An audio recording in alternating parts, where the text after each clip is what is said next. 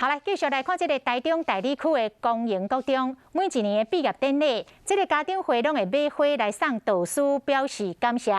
今年拄着疫情，家长会是改买蔬菜箱，就趁着这个疫情降级，国中3年的师生回到学校的机会，送给导师，感谢导师这3年来辛苦教导，陪伴囡仔来成长。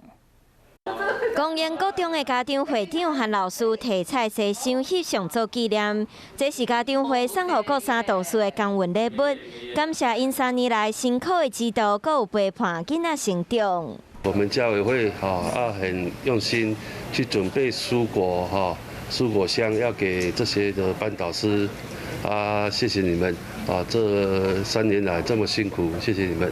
今年因为疫情的关系，毕业典礼改伫线顶举办，家长会嘛和过去拢是送花无同，今年是改送菜市箱，和老师伫疫情期间唔免阁出门买菜。毕业花束变成蔬菜箱，觉得非常实用，然后也非常谢谢家长会的贴心。那没想到家长会长他们就是家委们也蛮有心意的，还就是致赠我们导师蔬菜箱。那我们会觉得在这个疫情的期间，就是倍感到温暖。 菜市箱内底有真侪当着时的菜色，遮尔加心的礼物，嘛，互老师拢感觉到真温暖。